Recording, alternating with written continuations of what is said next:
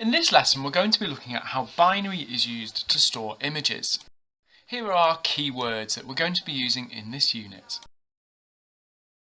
As a starter, please try to complete both of these two tasks. Here's a quick reminder. A computer can only store data in ones and zeros. This is known as binary. This is because all computers are built using electricity, which can have two states, on or off. And we represent on and off with a 0 or 1. Quite often we see computers built with large amount of switches, again which are on or off. Everything on a computer must be stored in one of these states. This includes all characters that you type and emojis. Now don't get confused because we've been looking at binary numbers.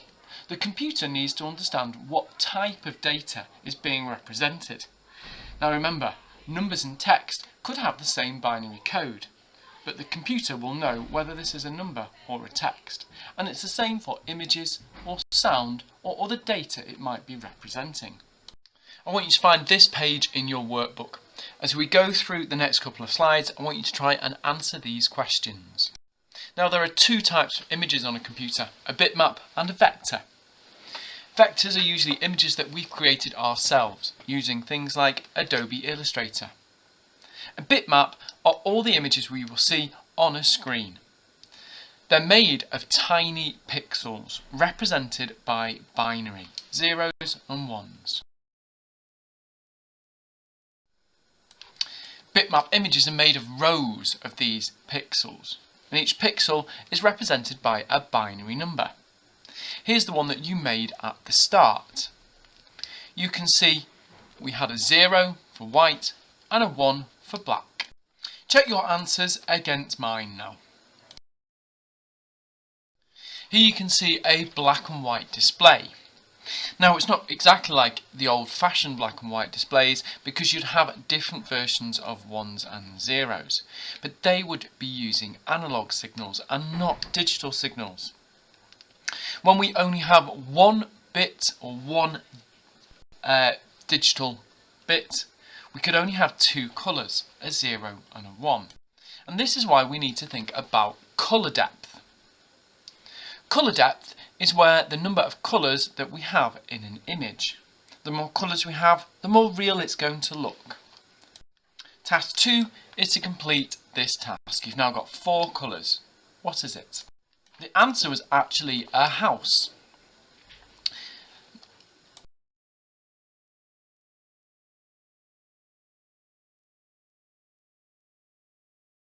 Let's think a bit more about colour depth. The more colours, the more possibilities you could have. So we've looked at 1 bit, 2 bits, where we had 2 bits we had 4 options. So remember with 4 bits you can have 16 options. There are 16 different possibilities, and you can see the differences in the images shown here. Here we have an 8-bit high colour image, and traditional computer screens would use 8 bits. And this colour palette you can see here. The images are still not that clear though. So below you can see a 24-bit true colour image. So you don't need to know this part, but there are 2 types of colour modes that you can use, subtractive and additive. Subtractive starts with all the colours and removes any colours that are not needed. You'll often see this used in a printer. Additive colours you'll often see used on a screen. You might have heard of RGB, red, green and blue. These colours are added together to make the colours that you're looking for. Here's an example of 8 bits being used for each colour. With 8 bits we can actually make 256 colours. Remember, the largest number we can make is 255 with 8 bits, but we can include 0 as well, which makes 256 colours. This was quite a common set of colours with old monitors. A lot of screens and displays are now 24-bit colour depth, which is classed as a true colour.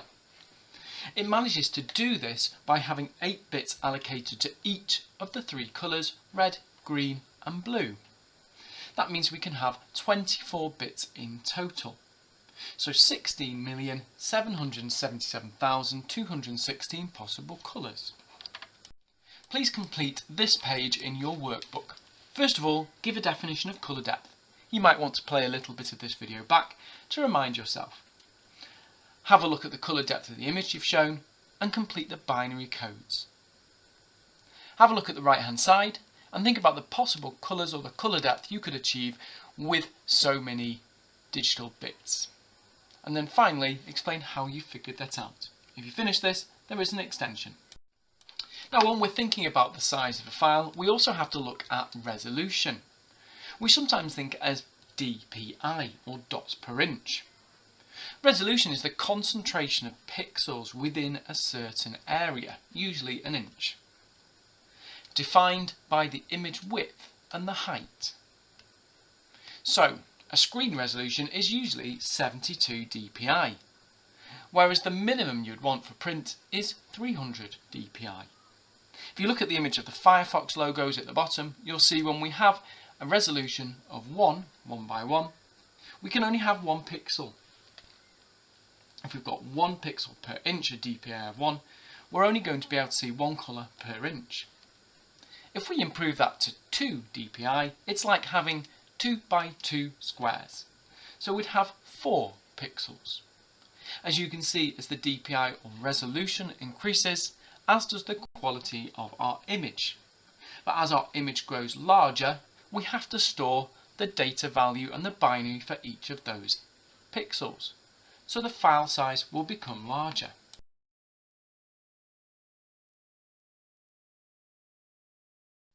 Now, we've just mentioned that DPI is what we use as a measure of resolution. The higher the DPI, the more defined or the better quality the image will be. But also we know there are more pixels, so there's going to be more data. You can see an example of a television here. Imagine each of those boxes is 1 inch. On an SD TV, you might have 1 pixel, whereas on an HD TV, in the same space, you might have 6 pixels, or 6 dpi. That doesn't mean there's just 6 pixels, because that is then replicated across the screen. At the bottom, there's an example of using a smiley face, and you can see when we have 200 dpi or 90 dpi, we've got a lot better quality image. Again, you can see the difference that this is going to make on DPI. In your workbooks, please can you explain what DPI and resolution are? Then explain what the impact it has on image in memory and try and complete the table at the bottom. Please watch this video from 2 minutes onwards. Now, we don't actually need to know the DPI of a TV.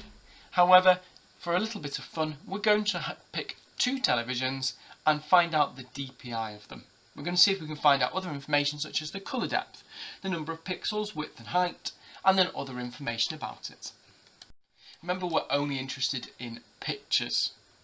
TVs have a processing rate as well, so how many of those images will be shown every second? And again, that's going to have an impact on quality.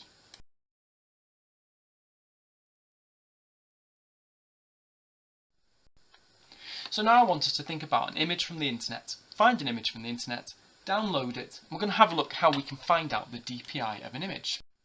If you right click on the image and select properties, you'll have 2 boxes which will appear on the right hand side of the page here. You can also get to it by selecting an image and just clicking the properties if you're using a different version of Windows. Now, it's the metadata that tells us about the image. Remember, when a computer wants to open a file, it needs to know what it's opening. It'll be met by a series of binary instructions. It needs to know, is it an image? Is it a sound? And it can look at the file extension, such as a .jpeg. Now, the .jpeg allows the computer to figure out how to open and process the image. What software is it going to be using to do that? It also, in the properties box, gives us more information about the picture, such as the file size and the DPI, the dimensions, the width and the height. Have a look at your picture and see if you can find out this information about your image. Please record your answers in this slide of your workbooks. So now we're going to calculate the file size of our image. And we need to do this by calculating height times the width times the colour depth. Now remember, you're not allowed a calculator in the exams, so you're going to try and do this without a calculator. So first of all, we've got an example one here for you. A height of 600, a width of 800 and a colour depth of 2. I want you to figure it out in bits, bytes and megabytes. Before looking at these answers, please make sure you've completed your own answers first. Once you've done that, check your answers to see if they were correct and make improvements where needed. And I want you to find this page in your workbooks. Pause the video and try and answer the questions to the best of your ability. The answers are shown on your screen now. Please mark your work and make improvements. And I want you to try the real exam questions. Go through, mark and improve your work. Your final task in this lesson is to make a revision resource.